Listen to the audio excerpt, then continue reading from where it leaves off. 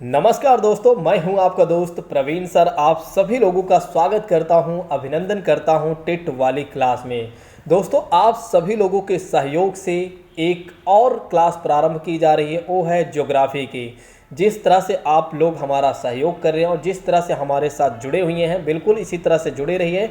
निश्चित तौर पर आप सभी लोगों का सिलेक्शन हो जाएगा। अगर इसी वर्ष आपको पास करना है सीटेट तो जुड़ जाइए और जी जान से हमारे साथ लग जाइए। निश्चित तौर पर आपका सिलेक्शन हो जाएगा। हर एक विषय को मैं करवा के दूंगा अच्छे से। मात्र एक क्लास देखिए और आपका मन करेगा कि हर क्लास हमें देखना है। प्रचंड है आरंभ दोस्तों। इसी के साथ कुछ और भी बातें कर लेते हैं और उसके बाद अपनी क्लास को प्रारंभ करते हैं। सीटेट 500 वाली सीरीज चल रही है। जो लोग नहीं देख रहे हैं वे देखना प्रारंभ कर दें और जो लोग बाद में देखते हैं वे देखा करें बाद में ही, लेकिन कोशिश किया करें कि उसी समय देखें जिस समय क्लास चलती है। जिस समय क्लास चलती है अगर उस समय देखते हैं तो निश्चित तौर पर कुछ नया ही जानने को मिलेगा और थोड़ा से मज़ा भी आएगा, क्योंकि उस समय बहुत सारे छात्र होते हैं और कहीं ना कहीं वे अपनी आइडियाज़, अपनी क्लासेस को, अपनी बातों को शेयर करते रहते हैं और अपने क्वेश्चन का जो क्वेश्चन का आंसर होता है उसका भी शेयर करते रहते हैं। यदि आपकी सीडीपी अभी तक बेहतर नहीं है, यदि अभी तक आपने अच्छे से रिवीजन नहीं किया हुआ, तो आप हमारी जो 3 क्लास है, यानी कि सीडीपी के जो 3 क्लास हमने शेयर किया हुआ है, वैसे अभी तक हमने 2 ही क्लास शेयर किया हुआ है, उसको आप देखिए। एक बार नहीं, 2 बार देख लीजिए। निश्चित तौर पर हर एक प्रश्न सही होंगे। अब आप सोच रहे होंगे कि कैसे हमें पता चलेगा कि हमारे सारे प्रश्न सही हो जाएंगे। प्रश्न ऐसे सही होंगे, आप 2 बार वीडियो को देखिए, उसके बाद सारे प्रीवियस ईयर के क्वेश्चन को देखिए। आपके हर एक प्रश्न नहीं सही होगा तो आप हमें बताइएगा, मैं दूसरी वीडियो बना के दे दूंगा। तो दोस्तों, भारत के मैप के बारे में आइए समझ लेते हैं। सबसे पहले भारत का कौन सा राज्य कहाँ पर अवस्थित है, उसके बाद हम प्रारंभ करते हैं क्वेश्चन को। जैसा कि बात करते हैं कि भारत में अगर देखा जाए तो वर्तमान में 28 राज्य, 8 केंद्र शासित प्रदेश मौजूद हैं। अभी हाल ही समय में क्या हुआ 2019 में दोस्तों, 2019 में क्या हुआ कि जो जम्मू कश्मीर था, जिसे 370 अनुच्छेद 370 के तहत या धारा 370 के तहत विशेष राज्य का दर्जा दिया गया था, उससे 370 वापस ले लिया गया भारत के राष्ट्रपति के द्वारा उसे वापस ले लिया गया और उसके बाद क्या किया गया, उसे केंद्र शासित प्रदेश में बना दिया गया, यानी केंद्र शासित प्रदेश में तब्दील कर दिया गया। जो जम्मू कश्मीर का सबसे बड़ा जिला था, जिसका नेम था लद्दाख दोस्तों, उसको एक केंद्र शासित प्रदेश के रूप में तब्दील कर दिया गया और जम्मू कश्मीर एक नया राज्य बन गया। उसके बाद क्या हुआ दोस्तों, 2020 में एक और परिवर्तन हुआ। 2020 में एक और परिवर्तन ये हुआ, जो पहले दादर नगर हवेली, दमन एंड दीव जो हुआ करते थे, 2 अलग अलग राज्य हुआ करते थे केंद्र शासित प्रदेश में, इनको एक कर दिया गया। अब दमन एंड दीव, दादर नगर हवेली एक ही हो गए। ठीक है, तो इस बात को ध्यान रखिएगा, भारत में 28 राज्य, 8 केंद्र शासित प्रदेश मौजूद हैं, इस बात को भूलिएगा नहीं। और भारत का जो क्षेत्रफल है 32,87,263 वर्ग किलोमीटर दोस्तों, इस बात को भी ध्यान रखिएगा। 32,87,263 वर्ग किलोमीटर भारत का क्षेत्रफल है। भारत के 7 पड़ोसी देश हैं, वे कौन कौन से, एक तो पाकिस्तान, दूसरा अफगानिस्तान, तीसरा अगर आप देखते हैं तो यहाँ पर मिलेगा चाइना मिलेगा, और यहाँ पर आप देखते हैं नेपाल, फिर आप देखते हैं भूटान, फिर आप देखते हैं तो यहाँ पर आपको मिलेगा म्यांमार, और यहाँ देखते हैं तो आपको मिलेगा बांग्लादेश। तो दोस्तों, आई होप कि आप सभी लोगों को भारत के 7 पड़ोसी देश के नाम के बारे में पता चल गया होगा। वैसे मैं यहाँ ज़्यादा आपका समय नहीं लूँगा, इसकी मैं मैपिंग की अलग क्लास लूँगा। आज मैं MCQ करवा रहा हूँ, इसके बाद मैं मैपिंग की क्लास लूँगा, हो सकता है कल। ठीक है, तो आइए सबसे पहले बात कर लेते हैं, क्योंकि MCQ सॉल्व करने के लिए आपको एक काम करना होगा। काम ये करना होगा कि भारत की अवस्थिति के बारे में देखना होगा, भारत के कौन से राज्य कहाँ पर अवस्थित है। बस एक झलक में आइए देख लेते हैं कि भारत की अवस्थिति के बारे में, यानी कि भारत के राज्यों की अवस्थिति के बारे में। एक बार इसके इरेज करने दो, दरअसल ये इरेज नहीं हो रहा, ए रहा, इरेज हो गया। चलिए, ये रहा केंद्र शासित प्रदेश लद्दाख, दूसरा आप देखते हैं जम्मू कश्मीर, तीसरा आप देखिए तो यहाँ पर आपको मिलेगा हिमाचल प्रदेश, फिर देखिए आपको मिलेगा उत्तराखंड, फिर आप देखेंगे तो यहाँ पर मिलेगा दिल्ली, भारत का केंद्र शासित प्रदेश, फिर यहाँ मिलेगा आपको उत्तर प्रदेश, फिर बिहार मिलेगा दोस्तों। जल्दी से देखते चलिए। ये है सिक्किम, भारत का एक राज्य है। बहुत सारे छात्र ये सोचते हैं सिक्किम एक देश है, नहीं भाई, ये हमारा देश है, हमारा राज्य है और भारत का एक अभिन्न अंग है। फिर उसके बाद अगर देखा जाए वेस्ट बंगाल आपको मिलेगा, फिर असम मिलेगा, फिर अरुणाचल प्रदेश, फिर नागालैंड, फिर मणिपुर, फिर मिजोरम मिलेगा। ये है भारत का पड़ोसी देश म्यांमार है, जिसका पहले नाम था बर्मा था। फिर यहाँ पर झारखंड आप देखिए, और झारखंड जो है ना ये बिहार से अलग हुआ था। चलिए नेक्स्ट बात करते हैं। यहाँ पर आपको मिलेगा छत्तीसगढ़, यहाँ मिलेगा उड़ीसा आपको मिलेगा, और यहाँ आप देखेंगे तो आपको आंध्रा मिलेगा, आंध्र प्रदेश मिलेगा। फिर उसके बाद आप देखेंगे तो तमिलनाडु हमारा प्यारा, फिर उसके बाद हमारा प्यारा राज्य फिर केरला मिलेगा। और यहीं पर आप देख लीजिए भारत का केंद्र शासित प्रदेश मौजूद है, कौन सा, अंडमान निकोबार द्वीप समूह दोस्तों। और यहीं पर आप देखते हैं तो आपको पौंडीचेरी भी मिलेगा। आप फिर देख लेते हैं यहाँ पर आपको केंद्र शासित प्रदेश में लक्षद्वीप मिल जाएगा। उसके बाद देखते हैं, उसके बाद कर्नाटका को आप देख सकते हैं, यह कर्नाटका ही है गोवा दोस्तों, ध्यान रखिएगा। फिर यहाँ पर आप देख सकते हैं महाराष्ट्र, यहाँ पर आप देख सकते हैं तेलंगाना, यहाँ पर दादर नगर हवेली, ये रहा गुजरात, ये रहा मध्य प्रदेश, ये रहा राजस्थान दोस्तों। और उसके बाद आप देखिए हरियाणा मिल गया, यहाँ पर पंजाब मिल गया, यहाँ जम्मू कश्मीर मिल गया, ऊपर फिर देखिए लद्दाख मिल गया। एक बार मैंने एक झलक में आपको दिखा दिया कि भारत के कौन से राज्य कहाँ पर अवस्थित हैं। अगर आपका दिमाग थोड़ा से अच्छा काम कर रहा है तो आपने स्कैन कर लिया होगा, नहीं किया हुआ है तो कोई बात नहीं, फिर से मैं स्कैन बाद में करवा दूंगा। चलिए आज का सबसे पहले प्रश्न के बारे में बात करते हैं। ये प्रश्न थोड़ा सा कठिन हो सकता है, लेकिन इसके बाद सारे प्रश्न आपके अकॉर्डिंग ही मिलेंगे। भारत के किस राज्य में विश्व का सबसे बड़ा थोरियम का भंडार मौजूद है? भारत के किस राज्य में, मतलब भारत का ऐसा कौन सा राज्य है जहां पर विश्व के से भी सबसे बड़ा ज़्यादा थोरियम का भंडार है? केरला, कर्नाटका, आंध्र प्रदेश, असम। जल्दी से बताइए कौन सा हो सकता है। वैसे इसका जवाब आप नहीं दे पाएंगे, मुझे पता है, तो मुझे ही बता देना चाहिए। तो इसका आंसर हो जाएगा दोस्तों केरल, सही हो जाएगा। ठीक है, तो भारत के किस राज्य में विश्व का सबसे बड़ा थोरियम का भंडार है? वो है केरल। अच्छा, केरल कहाँ मिलेगा? आप सोच रहे होंगे केरल कहाँ मिलेगा भैया, ये रहा ना केरल, ये रहा केरल। जिसके निकटवर्ती राज्य में आप देखिए तो निकटवर्ती राज्य में तमिलनाडु मिल जाएगा, और यहाँ पर आप देखिए तो उसके ऊपर आपको कर्नाटका मिल जाएगा। यहाँ अगर आप देखते हैं तो आपको पुडुचेरी मिल जाता है, वो सब छोड़ दीजिए, माहे पुडुचेरी जो पुडुचेरी का एक जिला है। चलिए अब बताइएगा, इसका जवाब देने में आप थोड़ा सा संकोच मत करिएगा। पश्चिम बंगाल की सीमाएं कितने देशों के साथ लगी हुई हैं? पश्चिम बंगाल की सीमाएं कितने देशों के साथ लगी हुई? यहाँ पर देश पूछा जा रहा है। Paschim Bengal it means West Bengal. पहला ऑप्शन कहता है 1 2 3 4। बताइए जल्दी से, इसका जवाब देने में तो गलती मत कीजिएगा। अगर गलत कर रहे हैं तो फिर ये समझ लीजिए आप सही आदमी नहीं हैं।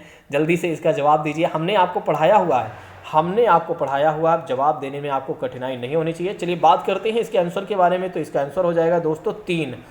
अब 3 राज्य पश्चिम बंगाल के साथ सीमाएं लगाती हैं। अब हमें देखना ही पड़ेगा।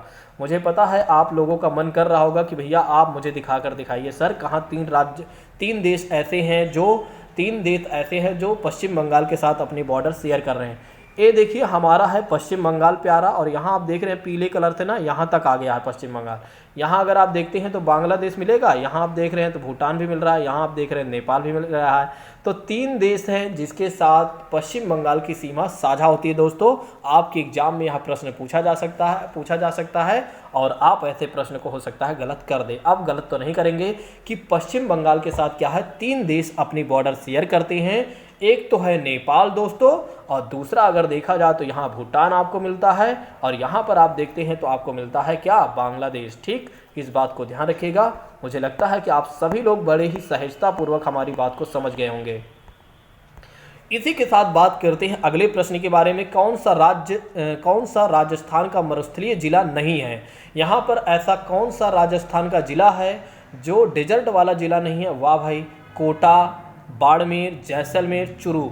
वैसे इसका जवाब आप हो सकता है कठिनाई में दें। वैसे देखिए सीटेट में आएगा, सीटेट में ऐसे प्रश्न पूछा जा सकता है, बिल्कुल भी आप नज़रअंदाज ना करें। ठीक है, अगर नहीं आ रहा है तो कोई बात नहीं है, मैं आपको बता देता हूँ। इसका आंसर हो जाएगा पहला सही हो जाएगा। ठीक है, कोटा बिल्कुल राइट हो जाएगा दोस्तों, इस बात को ध्यान रखिएगा। चलिए अब आइए बात करते हैं अगले प्रश्न के बारे में। किस राज्य में सबरीमाला स्थित है? अच्छा, एक प्रश्न तो 100% आ सकता है, क्योंकि ऐसे प्रश्न क्या होता है दोस्तों, ऐसे प्रश्न में क्या होता है कि कहीं ना कहीं हमें दिक्कतें होती हैं। अच्छा, इस तरह के जो प्रश्न होते हैं बहुत ज़्यादा चर्चा में बने रहते हैं, और अभी चर्चा में बना ही था। सबरीमाला में महिलाओं को प्रवेश करने के लिए रोक दिया गया था, और फिर कोर्ट ने आदेश दिया, केरला केरला कोर्ट ने आदेश दिया कि नहीं ऐसा नहीं होना चाहिए, शायद सुप्रीम कोर्ट ने भी अपना वर्डिक्ट यहाँ पर दिया था। तो दोस्तों यहाँ पर जो आंसर हो जाएगा केरला ही हो जाएगा, वैसे हमने बता ही दिया था, ठीक है। और कुछ छात्रों ने भी इसका जवाब दिया हुआ है, सही है, ठीक है, कुछ छात्रों ने भी जवाब दिया है। अब वे सोच रहे होंगे कि ये क्या बात है। चलिए, भारत में किस राज्य की सबसे लंबी तटरेखा है? दोस्तों ये प्रश्न आपके एग्जाम में आ सकता है, बिल्कुल भी आप इसे नज़रअंदाज नहीं करेंगे। भारत में किस राज्य की सबसे लंबी तटरेखा है? महाराष्ट्र, आंध्र प्रदेश, तमिलनाडु, गुजरात। ये जो लंबी तटरेखा की बात की जा रही है ना, ये समुद्र से लगा हुआ कौन सी ऐसा राज्य है जो सबसे ज़्यादा अपने बॉर्डर शेयर करता है? यहाँ पर प्रश्न ये है, जवाब दे दीजिए। जवाब देने में आपको कठिनाई नहीं होनी चाहिए। मुझे लगता है मेरे सभी छात्र इसका जवाब देने में बिल्कुल समर्थ हैं और वे दे भी रहे हैं। चलिए जल्दी से इसका जवाब दीजिएगा दोस्तों। चलिए मैं आपको बता देता हूँ, गुजरात इसका सही हो जाएगा।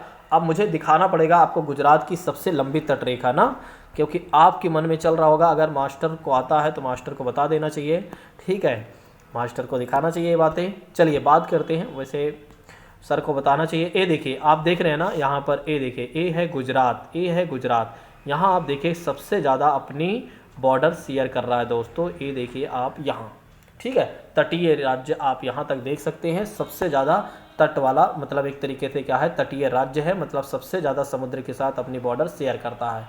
दोस्तों इस बात को ध्यान रखिएगा। अब सोचिए आपका एक नंबर यहाँ पर कंप्लीट हो गया, यहाँ पर आप देखिए आपका एक नंबर कंप्लीट हो गया। यही चीज़ें आप अपने आप से करते तो ना कर पाते।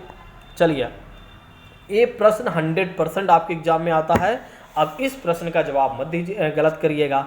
भारत में जैव विविधता की दृष्टि से धनी स्थान कौन सा है? मतलब बायोडाइवर्सिटी से अगर देखा जाए, दृष्टिकोण से देखा जाए, तो कौन सा स्थान है जो सबसे अच्छा है? मतलब कि पश्चिमी घाट है, पूर्वी घाट है, थार रेगिस्तान है, बंगाल की खाड़ी है। अब जवाब गलत तो मत दीजिएगा। बहुत सारे छात्र जो हमारे सुपर टेट की तैयारी करने वाले छात्र होंगे ना, इसका जवाब वे तुरंत दे देंगे, और जो लोग सीटेट के सेकंड पेपर की तैयारी कर रहे हैं वे लोग भी दे देंगे। अच्छा, अब बहुत जल्द ही मैं कॉन्स्टिट्यूशन ऑफ इंडिया की कंप्लीट वीडियो लेकर आने वाला हूँ, कंप्लीट वीडियो। जो लोग नए हैं वे चैनल को जल्दी सब्सक्राइब कर लें, और जो लोग पुराने हैं वे क्या करें, दूसरों को शेयर कर दें, उन्हें बता दें भैया चलो प्रवीण सर बहुत अच्छे से पढ़ा रहे हैं।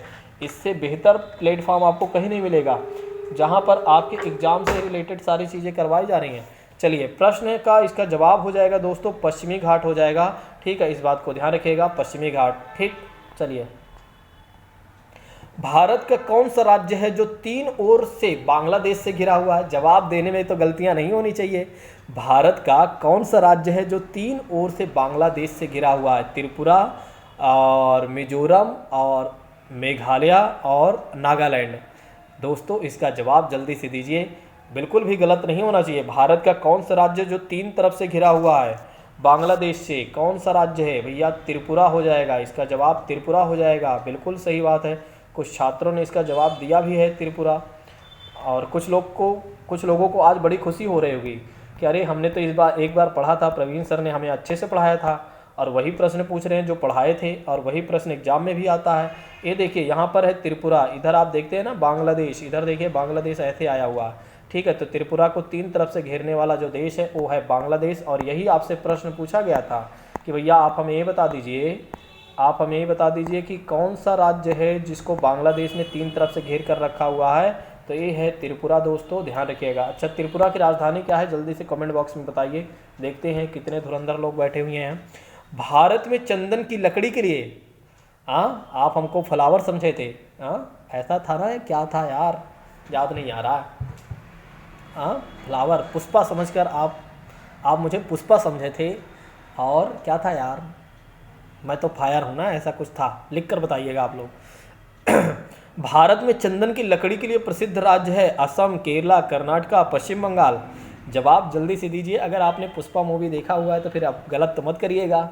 अच्छा, ये प्रश्न आपके सीटेट में आ सकता है। क्यों आ सकता है? क्योंकि चर्चा में बना रहा, मूवी अच्छी थी, और कहीं ना कहीं हो सकता है आयोग के भी दिमाग में ये बातें घूमी जाए कि आप लोग हमें फ्लावर समझ रहे हैं, हम तो फायर ही हैं, ठीक है। एक क्वेश्चन दे ही सकते हैं ऐसे ही प्रश्न को उठाकर।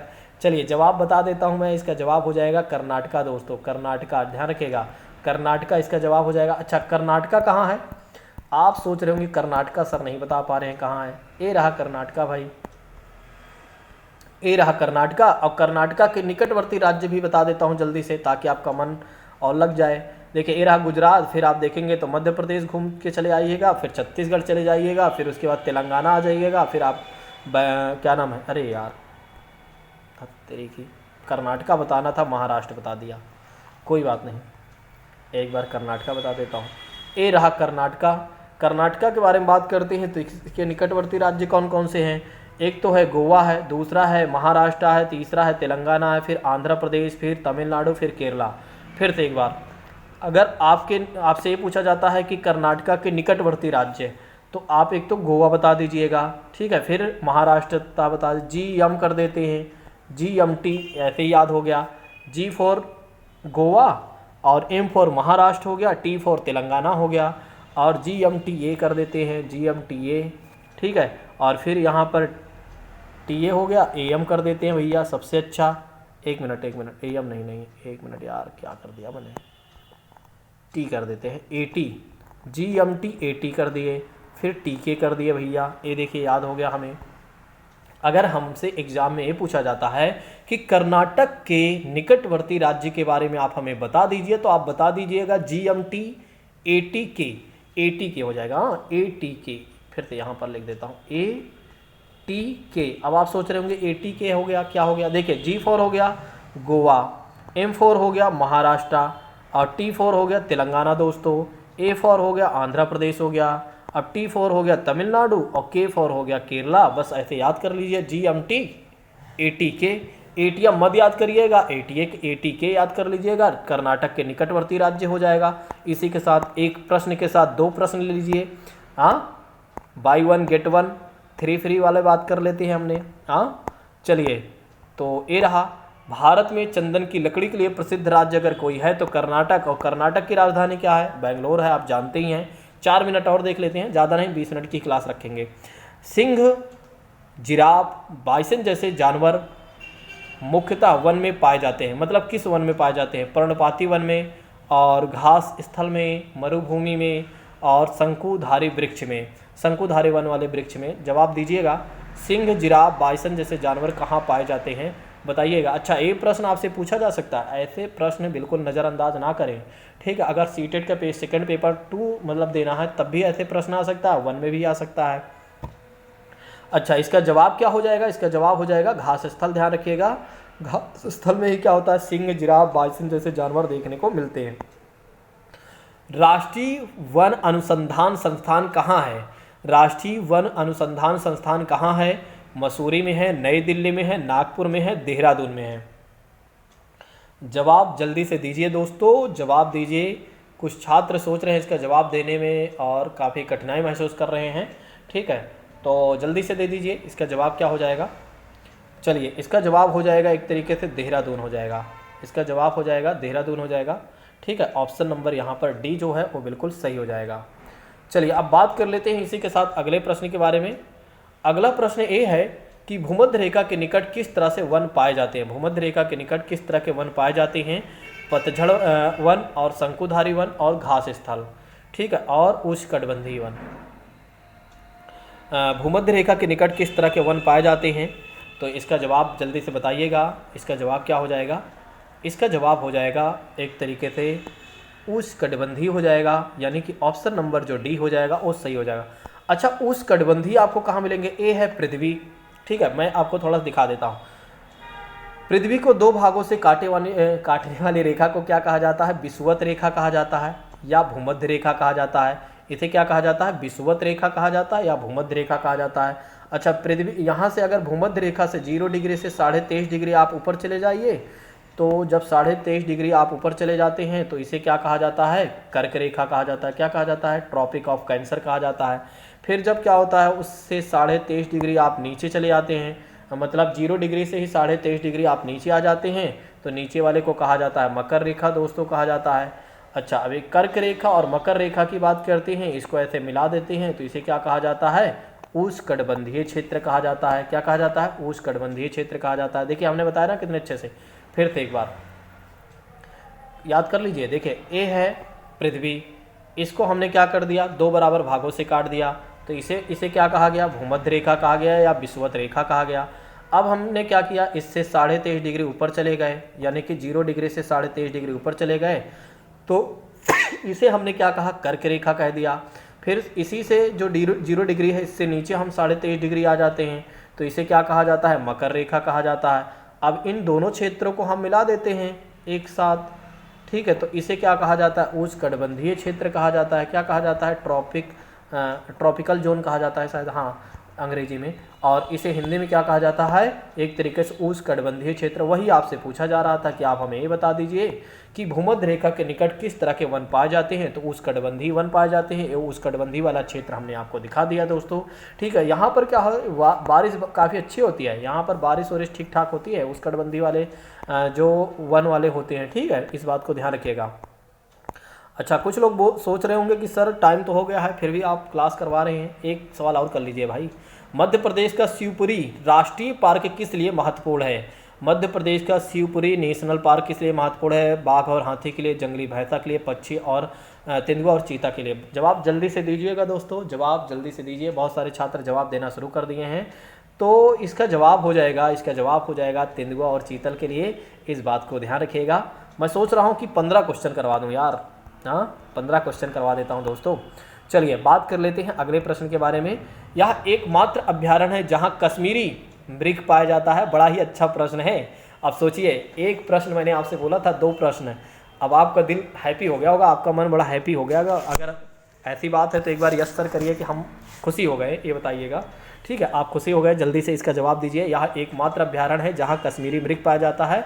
जवाब देने में आपको कठिनाई नहीं महसूस होनी चाहिए, वैसे तो हमने बताया ही है। तो इसका जवाब हो जाएगा दाचीग्राम हो जाएगा। ऑप्शन नंबर जो बी है वो बिल्कुल राइट है। अच्छा, ये कहाँ है, कश्मीर में, ठीक है। चलिए एक क्वेश्चन ए लास्ट, इससे ज़्यादा मैं नहीं जाऊँगा, टेंशन मत लीजिए। कुगटी वन्य पशु विहार किस राज्य में है? महाराष्ट्र, जम्मू और कश्मीर, हिमाचल प्रदेश और उत्तराखंड। जवाब जल्दी से दीजिए। कुगटी वन्य पशु विहार किस राज्य में है, जवाब दीजिएगा। चलिए मैं बता देता हूं, क्योंकि अब आप लोगों का मन कर रहा है, हमें भागना चाहिए, सर कब ख़त्म करेंगे। चलिए, आपके जवाब जो रहे हैं ठीक ठाक रहे हैं। आपने देखा कि कैसे कितने अच्छे प्रश्न हमने आपके साथ साझा किया।